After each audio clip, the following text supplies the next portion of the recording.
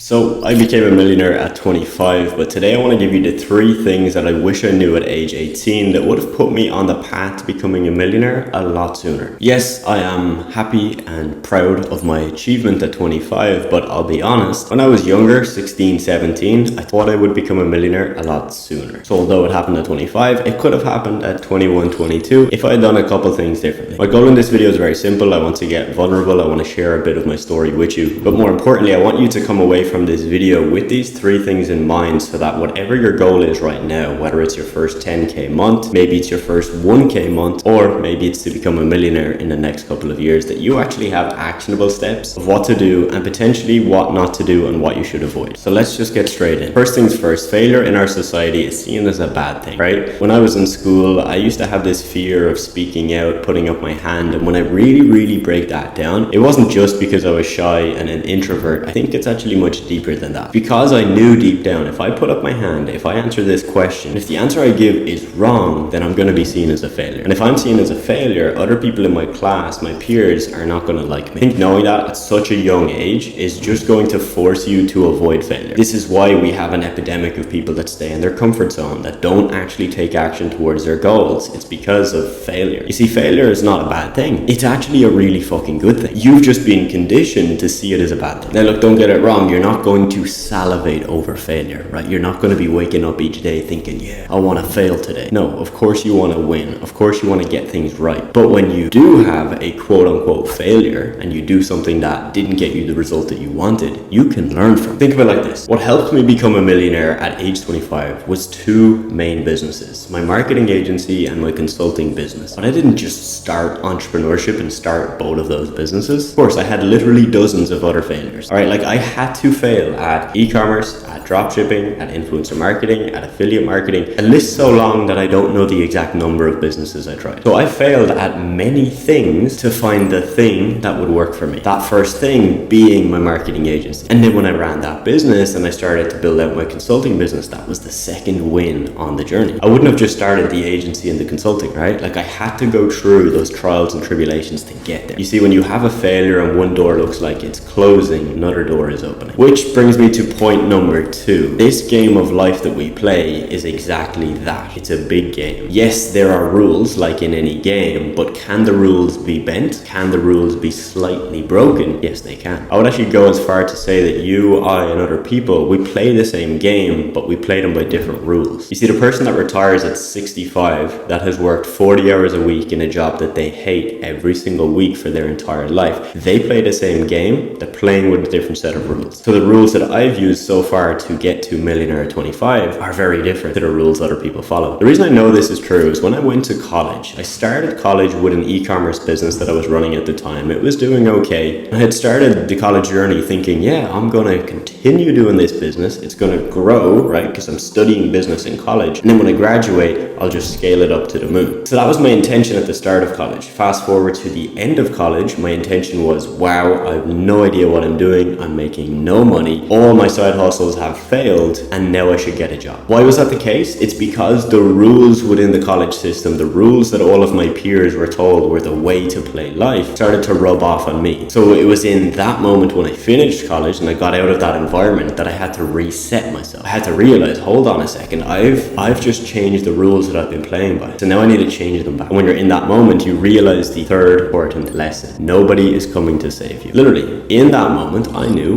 nobody is going to pick me up here. Nobody is going to start a business for me. Nobody is going to do the things I need to do. I have to do that. And I truly believe that we all know this lesson. We all know that everything we do is based on what we do. All the results we see are based on what we do. All the failures we have, they're based on what we do. You see, there's this one concept I learned in college, probably the only valuable concept I learned. It's called the internal locus of control versus the external locus of control. The person who lives their life with an external locus of control thinks the world is out to get me, and they place responsibility on other people, society, and other things. The people who go very far in life and have a fulfilling life are the people that realize that life is all about the actions they take. Not about the government, not about society, about the individual actions they take every day. That's the external locus of control. And when you have that, and I'm going to assume that you do because you're watching this video, you'll end this video and realize all the things you've done today, last week, and the months prior have gotten you to this exact point. So the question now remains, how are you going to continue? What are you going to change? What will you do differently? And how are you actually going to get to the goals that you know you've set? If you liked this video, of course, I'd love for you to stick around. But let me know if there's any topics you'd like me to cover in the comments, and I will see you soon.